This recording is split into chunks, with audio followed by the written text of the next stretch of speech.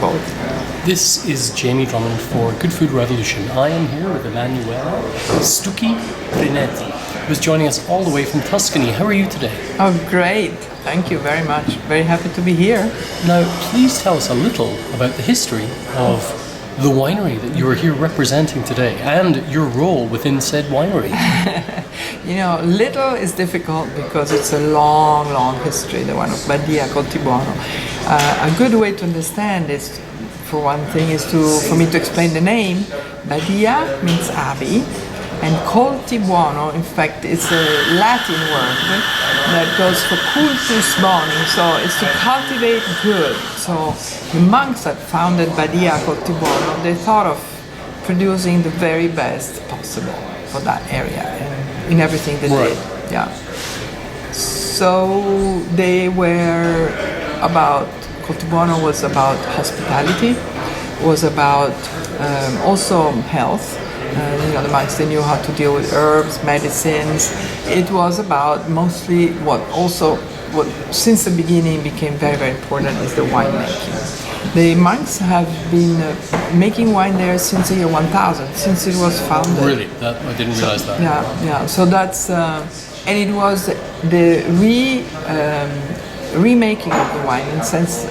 Sorry, my English. I try to do my best. No, it's much better than my Italian. Okay.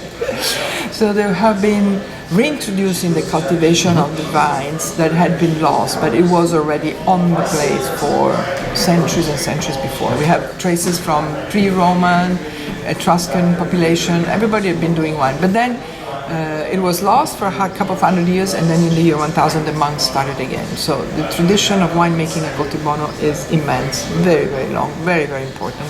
The property was run for the monks until 1800, and at the times of the invasion of the French, Napoleon, it was estranged, and then it was bought by my family in 1846. 1846, that's when your family. So it's been running down generation after generation, and this is very important when tasting and understanding who we are and what we do, because we have completely embraced the past of Coltibuono.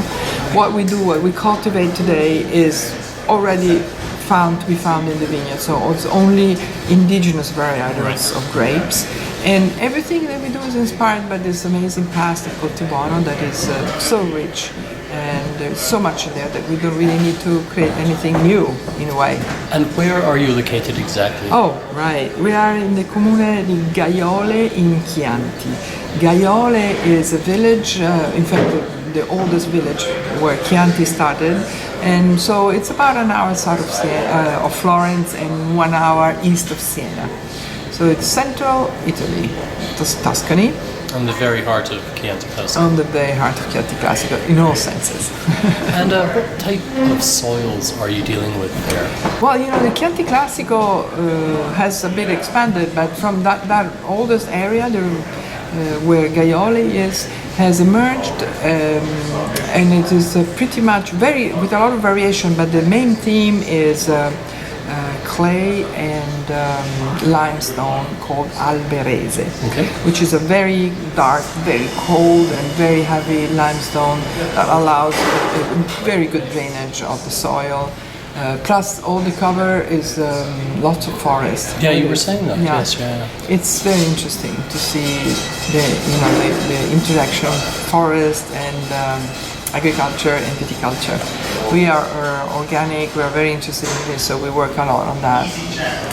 I was doing some research on you, and I wasn't quite sure what your precise role was within the winery because you appear to do so much. Yes.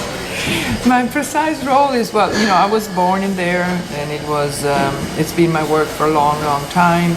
I am the eldest sister of 4 siblings. We own the property. And I really feel that I need to know everything about every part. It's not that we are such a big industry that you have very specialized roles. So we do have some sort of specialization, like my brother Berto, he's the one that does all the part that is more the culture, the agriculture, and the wine growing. I am more into the part of hospitality, sales, restaurant, food, but we all know everything. food and agroturismo are quite a large part of the operation Yeah. there. Oh yes, yes. For us it is, because the monastery is a big property, and there's a lot of roofs to take care, a lot of rooms, a lot of space. Very, very beautiful, very ancient, and so it is our best marketing to try and get people there. Once some people come and visit us, they will never forget about Coltibuono. It's just such a strong impression with all its history, beautiful frescoes, big large spaces, dark and light and breezes, and it's really quite unique. I was absolutely gobsmacked when you mentioned how many people come through the food side of things. How many was that in 1 year? I said probably something around 20,000-30,000. 20,000-30,000. But we work heavy, a lot. We have some programs that are extremely approachable and easy. That is because it's a monument, the Badia. We open up every afternoon. We have a restaurant there. So after people had their lunch or their food, they will come and they can visit. We have like 15 minutes guided tour with a tasting of 2 wines. No need to any booking, and it's a very nice way to come. And that is very, very attractive for people that travel to the area. Then, if you have more time, the cooking class, it's an historical one of them all. In fact, my mother started the first cooking class ever back in the 80s, if you can imagine. Wow. So we have a fantastic chef that's doing a great team. So, we try to have every part of the house living, and it's the best the way to understand the local culture. Yes, yeah. Also. You were explaining earlier that you're very much hands-on, and you were very much hands-on today because you were in the kitchen today at Bricco Wine Bar with Toronto's Michael Godel. Please tell us about the 2 dishes you made today. Oh, we did some gnocchi that are called nudi. Nudi means naked. So in fact, it's what it is. The base is what it is used to make as a filling for ravioli. Yes, yeah. But they are naked because there is no pasta around. So you take the filling, you work it a bit more, and you make this fantastic gnocchi that are nice and fluffy. They're made with ricotta and spinaches. And was there some sage in there? And there was a bit of sage, and then there was nutmeg and black pepper and Parmigiano Reggiano. I recommend always to stay on the real naturally, one. Yes. And then the risotto. And then we made the risotto. We made the risotto with mushrooms, which were a combination of a few dried mushrooms from home and some fresh from here, and some sausage, local, great, excellent. So I thought, I like to try to give a real experience of as much as possible, and I think I love cooking. We have lots of cooking there with the restaurant, with the cooking school, so I love it. I love to actually do it. There's nothing else that makes it as your own cooking authentic, and yes, authentic, and also a glass of wine. I think of course, naturally. Now, getting back to the wines, how many wines do you make? Well, we have a production of Chianti Classico with a Riserva, and then we have these 2 wonderful wines that are made out of, let's say the set rules of Chianti Classico. So one is a Sangiovese 100%, and the other one is a wine made with 9 grapes called Montebello. These are all the old indigenous varietals. Only indigenous varietals, only organic farming, so that means indigenous yeast for the fermentation. Yes, Very much all that we can do to get the true identity of the place and convey it. Even with all this tradition, you were mentioning that you do have a very modern, contemporary winery. In thinking of the winery and building it, which we did 20 years ago, we thought that a good way was to go and have the grapes that will go through a gravity-fed system.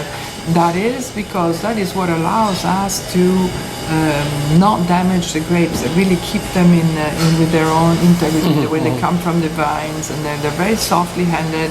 Our aim is to produce wines that will respect the great and the best acidity of Sangiovese, which is the main trait of Sangiovese, that some acidity has to be there, but it can be, good if it is tamed and surrounded by wonderful tannins. So So that's what we do. Well, I thought your wines were showing very, very well today. I mean, you still got a long life ahead of them, but they were very approachable today. Yeah, Sangiovese, when it's groomed and properly, grows really properly, it has a very long life.